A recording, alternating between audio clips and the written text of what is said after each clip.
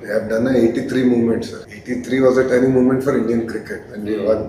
Women winning on home ground, a turning moment. And that stadium, that energy that I saw, Arozo, something I've not seen. At least either match killers. That day was like the energy, the amount of cheering, next level.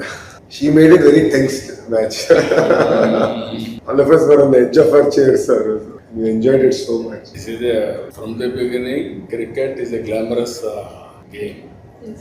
దీంతో నేనేంటంటే cricket promote చేస్తానే I promoted other sports also. Fitness ఉండాలి, other sports ఉండాలి అనే ఉద్దేశంతో నేను 2000 అనుకుంటాను హైదరాబాద్లో నేషనల్ గేమ్స్ గచ్చిబౌలి ఒక గేమ్స్ విలేజే క్రియేట్ చేశాను.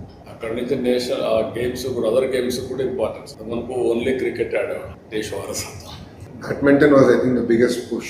అదే ఆల్ గేమ్స్ చేసాం. బ్యాడ్మింటన్ మనం గోపించాను, కిందకు వస్తే అతనికి సైట్ ఇచ్చాం, అందరినీ ప్రమోట్ చేసాం. ఫస్ట్ మనం వచ్చిందే వెయిట్ లిఫ్ట్ రిలేషన్తో స్టార్ట్ అయ్యింది. నేను గోపించేందుకు అవార్డు వచ్చింది. అప్పుడు పాలసీ అప్పుడు ఎవరు డబ్బులు ఇచ్చేవాళ్ళు కాదు. నేనే అప్పుడు ఏం చేశానంటే గేమ్స్ ఆడితే చాలా మంది ఎందుకు ఆడాలంటే గేమ్స్ అనేది పెద్దగా ఉండదు అనేది ఒక థీరీ.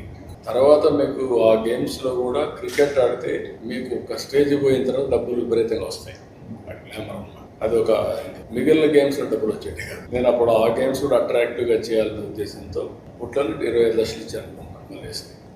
ఒలింపిక్ గేమ్స్లో బ్రాంజ్ మెడల్ వచ్చింది అమ్మాయికి. అక్కడి నుంచి స్టార్ట్ చేశాను. ఇప్పుడు అది బాగా దేశం అంతా కూడా అందుకున్నారు. క్రికెట్ ఆడినా గేమ్స్ ఆడినా పిల్లల జీవితాలు సెటిల్ అవుతాయని నిరూపించడం చేశాను. నేను అనుకుంటా ఫస్ట్ టైం ఉద్యోగాలు కూడా ఇవ్వడం మొదలుపెట్టాను. మన దగ్గర గ్రూప్ 1 సర్వీస్లో వెళ్ళించి అంటే ఆడే పిల్లలకి సెక్యూరిటీ ఉండాలి, లైఫ్ సెటిల్మెంట్. ఇప్పుడు ధైర్యంగా